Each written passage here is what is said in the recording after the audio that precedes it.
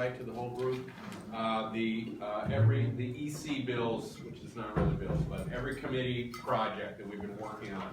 So we can bank through that list, and let's start and see if anybody wants to. We just want to do a check-in and see how people are doing on this obligation that we have, and we'll call people out if we're not getting volunteers. Have people, does anybody have a report back that you know is on the list that you want to offer for us? Okay, let's go Sandy. So we all wondered, what Human Services can do to this. But yesterday we heard from the Commissioner of Health, which actually has an environmental health division. It consists of one person who is federally funded and whose funding runs out at the end of June.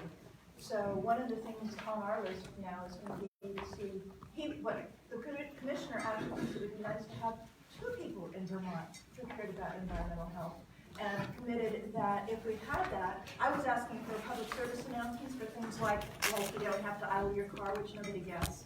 And he said if we had two people that the health department could be of greater service to us in that public messaging. Great.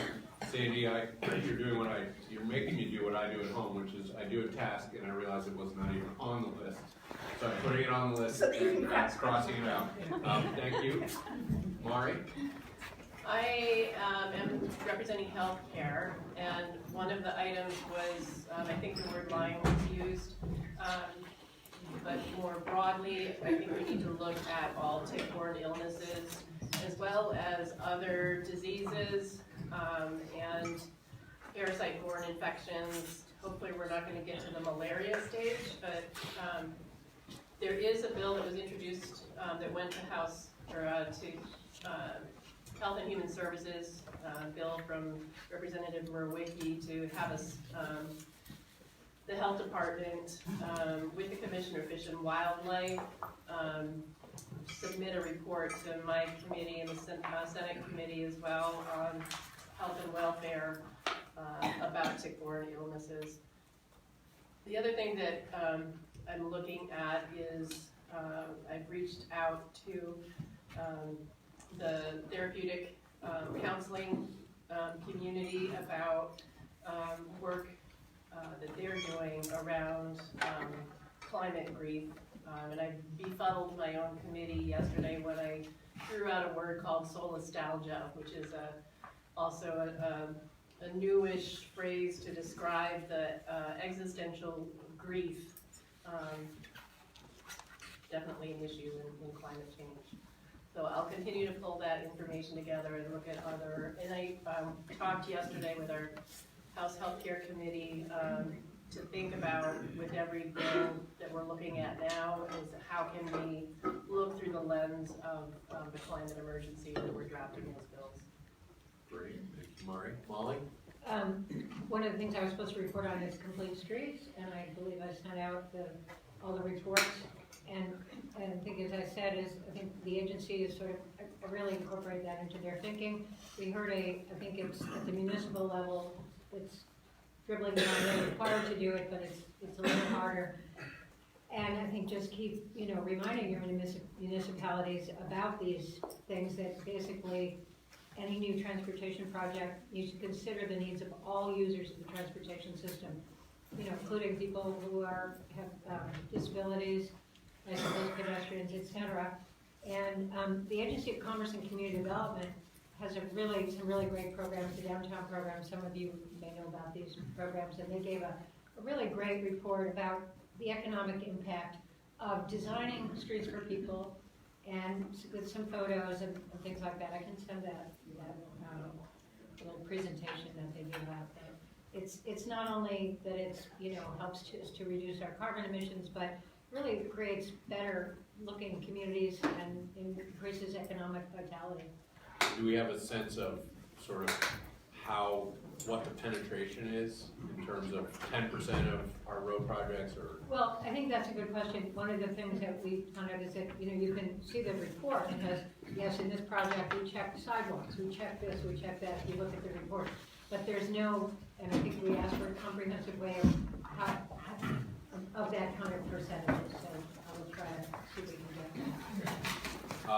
For our, anybody else want to volunteer, Tommy? In general, this morning, we had a group of people representing all the housing interests, and especially in support of the Vermont Housing and Conservation Board.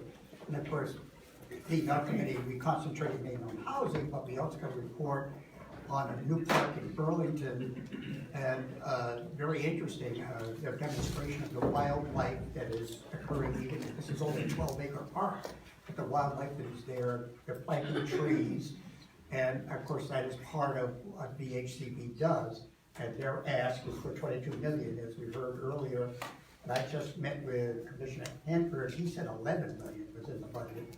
Somebody mentioned 15, but anyway, it's far short of what VHCB would like to do to complete this mission. And they mentioned also now looking at tree planting in urban areas, which I think is something else we ought to pursue and ought to be supported. Great, thank you, Tommy. Carl? House corrections and institutions, we heard testimony this morning from a number of different groups that are seeking funding from VHCB for conservation projects that they're doing. Earlier in the week, we also heard from the state treasurer, and she spoke about the lack of wisdom in bonding for these projects, when our bonded money should really be going to other places that we're going to get. If VHCB was fully funded, we wouldn't need to go out and bond to do things like conservation projects or housing projects. And she made the case that if we were fully funding VHCB in statute the way it should be, we would not have to pay the extra debt service to get these projects done. So I just want to continue to make a pitch, the same as Tommy and Phil, for full funding for VHCB as we move forward. Thank you. Allison? Just to tag on to Tommy, the Senate Economic Development, Housing and General Affairs, we are doing a big omnibus housing bill which touches on many of these things. The Better Places aspect touches on the complete streets and the resiliencies of our downtown as we invest more in building density in our downtowns and neighborhood designated areas, neighborhood development areas.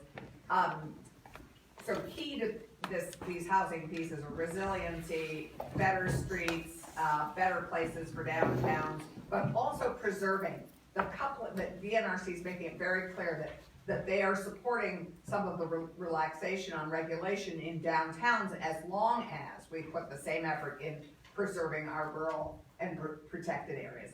So that is a key. Thank you. Carrie, you have an update on our EC stuff? Oh, no, I was gonna give an update on Act 250. Okay, yeah, that is on here. Go ahead. Is that okay? Yeah. And I wrote it down on my notes.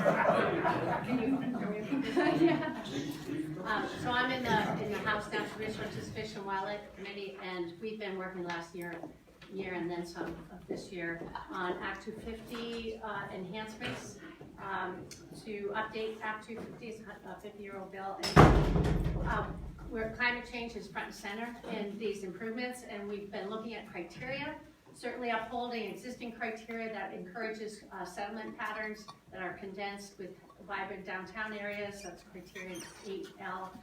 We've enhanced criteria 9 that deals with efficiency and conservation by adding energy efficiency, include and specify stretch codes, and to include a certification program with inspections to ensure compliance. We've also included some language for planning that's specific to greenhouse gas goals and climate change goals.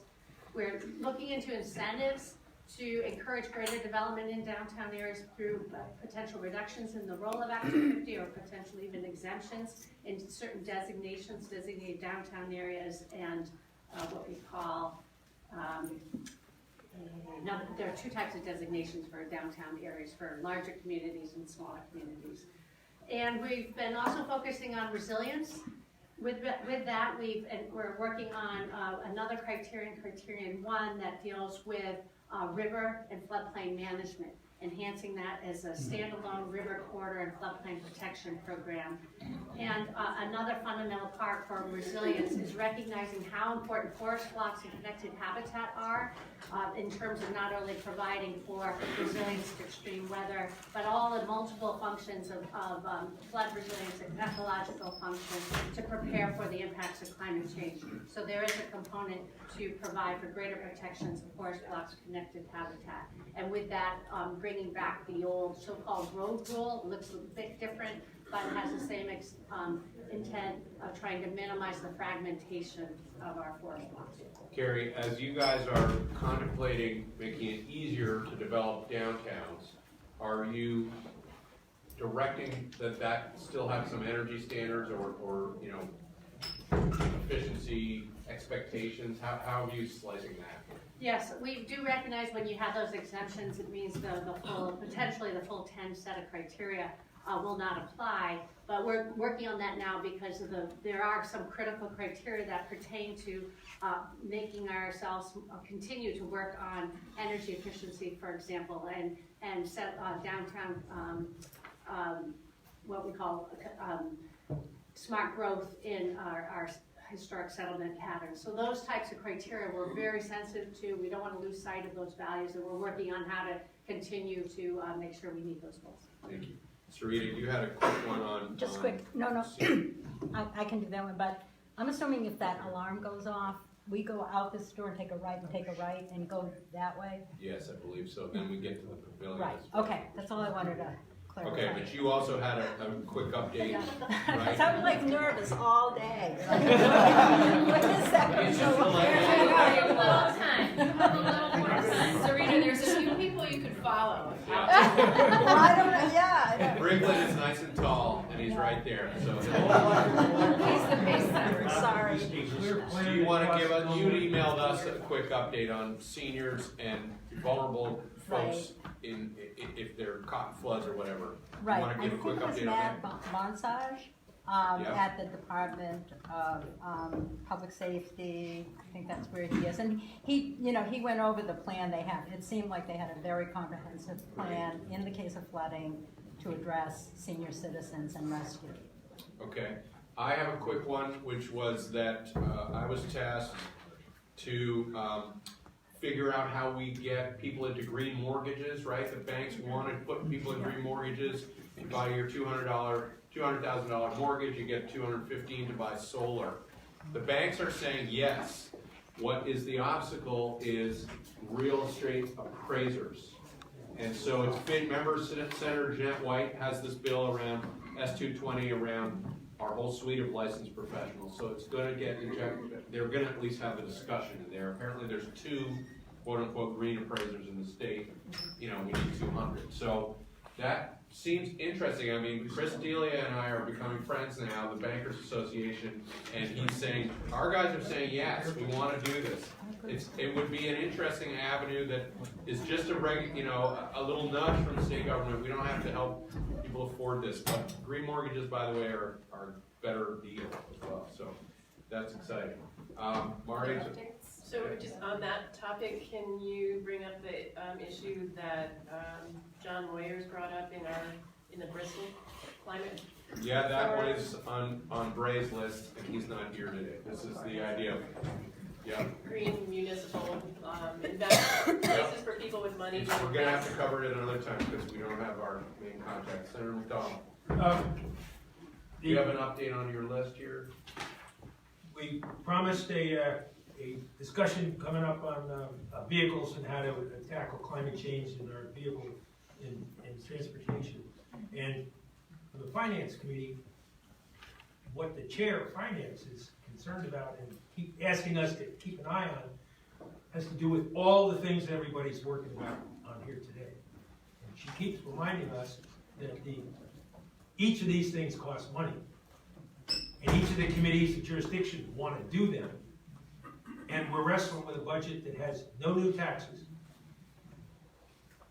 And every time we pursue one of these, we need to keep that in mind, because often finance and appropriations get all the bills that you're working on, they can't pay for them, and then there's great disappointment and wrangling amongst us. So this caucus, more than any, in dealing with reducing carbon, has that challenge more than any other. We need to continue to think about it. Thank you. It's a good reminder. Emily, did you have a Yes, update? Yep. yeah, and I'm sorry I was late. We heard on the green mortgage thing, we heard testimony on that last year and are planning to work that into workforce issues as we look at which internships, apprenticeships, et cetera, we're gonna really invest in this Okay. year. Wonderful. Senator Perks, you get the final word on this for now. There was a thing on there about EV charging stations that are being required, and the residential building energy standard and the commercial building energy standard were updated this year. They both do have requirements. I could give people the details, but basically, if it's a multifamily residential unit over 10 residences, it has a parking lot, electric vehicle charging stations are required, and all commercial new construction also have requirements based on parking lot, the numbers of parking spaces. And multifamily, that for new multifamily buildings, we'll have Over 10 units. Okay, we're getting there. Wonderful. So this is the kind of thing we want to do, a touch down on, to keep people. So if you haven't looked at if you don't remember what you signed up for, look at Selena's email from the other day or come find me. We expect this to be part of our ongoing work every week or two. And we will thank you everyone who volunteered and already had their conversations. We will start naming names for people who aren't volunteering in the near future. Yeah. Okay, so as a continuation of the roadshow that we did this fall, we had promised to do another roadshow event here in the State House during session, and the date is fast approaching. It is next Tuesday, February 4th, that we have reserved room 11 to do another update for the public. The trick with that is that we really need all of your help in promoting this out to your lists, your neighbors, your friends, because what we don't want to do is hold a roadshow event and have the fewest people turn out of any of the roadshows that we've done so far. So it'll be a great opportunity for us to reach out if A, you all can help publicize it, and B, you can come and join us. It is. Kath, what did we do? What did we say? 6 to 7:30? 6 to 7:30 in room 11 On Tuesday. next Tuesday. Question, Mary Beth? Quick, wondering if we have that listserv of all the people who attended those caucuses? Yes. And are we gonna send Yes. reach out to? We are. We are. Okay, Yep. excellent. We are doing that. It's just difficult to tell how much people are digesting what's in those. So please, send it out to your groups. Selena. And just so you know, I'm now sending you, near the start of the week, a weekly update of information about our meetings and everything else you might want to know heading into the week. And I'm also forwarding the email so if you scroll through to the very bottom of those weekly updates you're getting, you'll see the email that Kath is sending out to that external list, and there's lots of good tools in there, and we'll coordinate to, in the next day, to make sure you all have some good tools to help promote this event and Yes. send them out. Tuesday night. So the other opportunity for regular check-in and engagement with Vermonters is that I'm trying to get on the schedule to come and talk to each of the county Democratic committees. And so I was at Washington County this past week. We've got Addison County on the books and other counties on the books coming up. So if you if you are a Democrat and you know your county chair and you want to ask about having the Climate Solutions presentation, please do that, help reinforce that for me. I think it's really important that we engage with any groups out there for whom climate is important, and we know that it's part of the party platform. So that is a group that should be ripe to help us push these pieces of legislation through. Jess? Just quick on that, on the communications piece. For town meeting day, it would be great to have some bulleted, maybe a quick sheet that would help us all to say the same, send the same message wherever we are. The other thing that I wanna make sure you're all aware of is our website, where you can go on and see, some of the other work that we've been doing, so vtclimatecaucus.com, and thanks to our intern Wave, who's helping us build, Daniel's helping us build our website, but yes, I take that, suggestion very seriously, and happy birthday. Allison, did you have a? And to stay warm tonight, you can come and dance to Caleb Elder's fabulous band at Sweet Melissa's, so stay warm, dance. Very nice. Okay, so we need to shift gears to talk about principles, because we brought these to the group 2 weeks ago, and we needed to take in any edits, suggestions, whatnot, and do a formal adoption. I have a life temptation to assume that silence means agreement. I'm not sure that's appropriate in this case. I have not heard any feedback via email or otherwise beyond what we talked about in our meeting 2 weeks ago. Can we just orient people where they can find it right this second? From Yes. Selena's email, maybe? Yes, so Selena sent out an email last week. Some of us are listening and not And I looking at could our forward, why don't I forward that email again right now, so it's right at the top of everyone's inbox. Thank you. Thank you. And so that includes the draft climate guiding principles, why we need them, what success looks like, are there values or principles that will help us get there, and a sort of nice paragraph that summarizes all of it. I am seeking comment. Your comment does not have to be articulate at this late stage. I will accept non-complete sentences and feelings. I feel. You wanna comment now? You wanna comment now? No. I don't think so. Allison, No. But I'm sorry, there's a casual suggestion to do this next week. We have been talking about this for several months now, including as December. So we'd Well, like to she's get gotten no in there. responses, this is a call to action. I got responses before 2 weeks ago. Oh, okay. It was just our waiting period, well, it was on the calendar, let's call it. I did not receive any comments. So I'm gonna consider this third reading perhaps, or is it second reading? You did have comments in our meeting The about one the comment we farm. got in the meeting was that all new legislation strives to do no harm. And I do not have a rewrite of that sentence, because I cannot come up with it. So that's sort of the last, I would be happy to take that out, because it feels too not enough, and anything past that feels like too much. So I could just, my proposal is to delete that bullet point and perhaps add in something that feels more exciting at a later time. So as the person who I think who suggested that, Yes. what I was intending was that it should say, at a minimum, any legislation that we enact will do no harm. So that's a minimum acceptable, because not every piece of legislation that we do is directly related.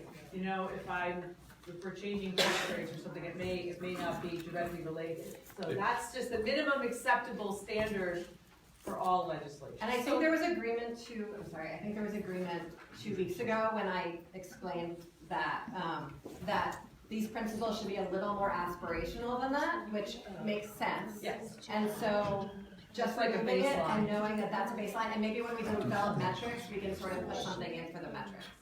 So here's an example of why I have trouble with that statement, because obviously we want to do no harm. But in the context of something like fee bait, where we're saying in the class of SUVs, if you're going to have a more fuel efficient SUV, you know, your registration fee might be this. If you have a less efficient SUV, your registration might be that. Well, this person is gonna say, oh, you're doing me harm. Well, you know, so there's no way that we can try to benefit people who are doing the right thing in that I was thinking context. of environmental harm. Environmental harm.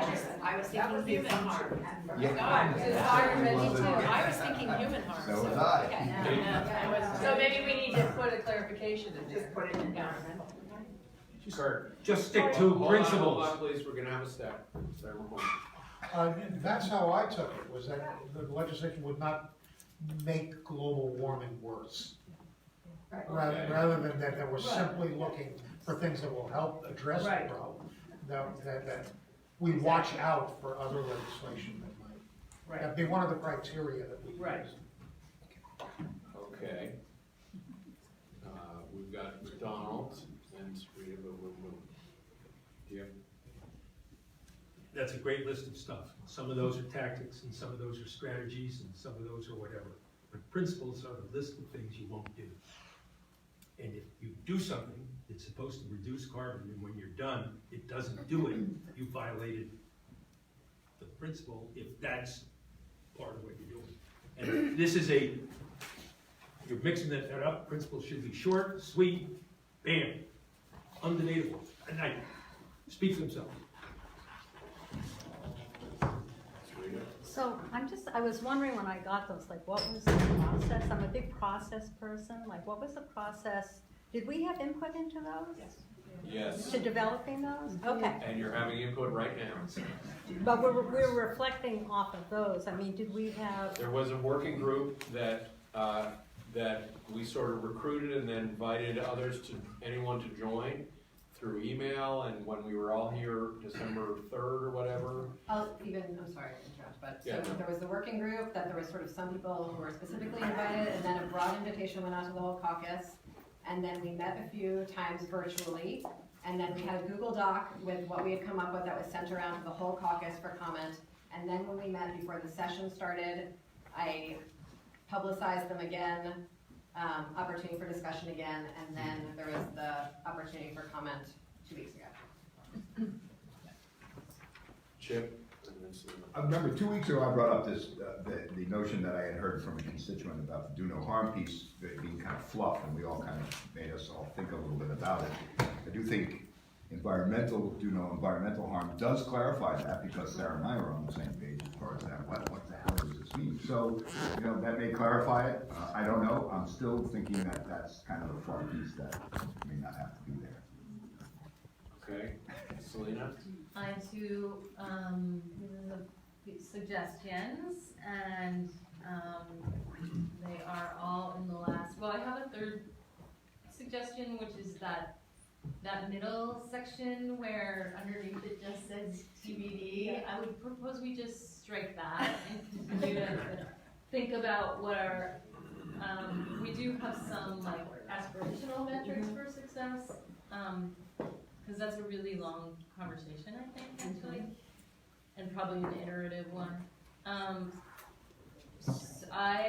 I would like to see, even though I think in that last section, all the bullet points talk about what a just transition might look like in Vermont, I would like to see us have a bullet point that just explicitly says, our solutions will help to facilitate a just transition, and we can say what to if we think that's needed. And then in the last bullet point, we talk about meeting the needs of Vermonters impacted by climate change today and into the future, but I wonder if we also want to recognize, like historically, that people have also been impacted by it historically, and with the implication being that people have been disproportionately impacted by climate change historically. So those were my two. So, Emily, I have a question, but I'm looking at the document, and the document is much longer than as what I conceive of as the principles. It's sort of why do we want them, and then are there values that kind of back these up? And so, is it fair to ask that your vision is that the 6 bullets in the middle under what does success look like would be what we consider to be our statement of principles? Or how are you seeing? I would say that success would be our vision, and our principles would be the 8 bullets. 8 bullets. Other values or principles that will help us get there would be the principles, and the first piece would be our vision. Okay. So you could see the top being the vision and the bottom being the mission, I guess, if you want to use that sort of dichotomy. Okay. But if I could accept Selena's friendly amendment, sorry, I'm using legislative language, tongue in cheek. We can get rid of that TBD section, because it is indeed TBD, and say, are there values or principles that will help us get to a just transition? And then there are the bullet points below that.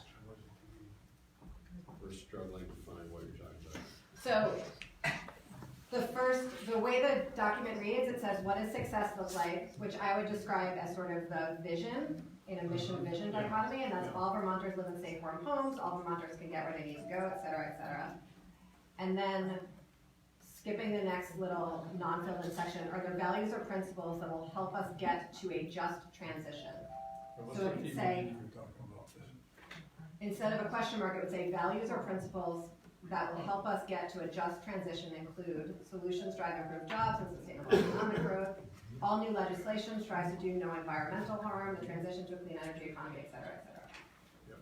Okay.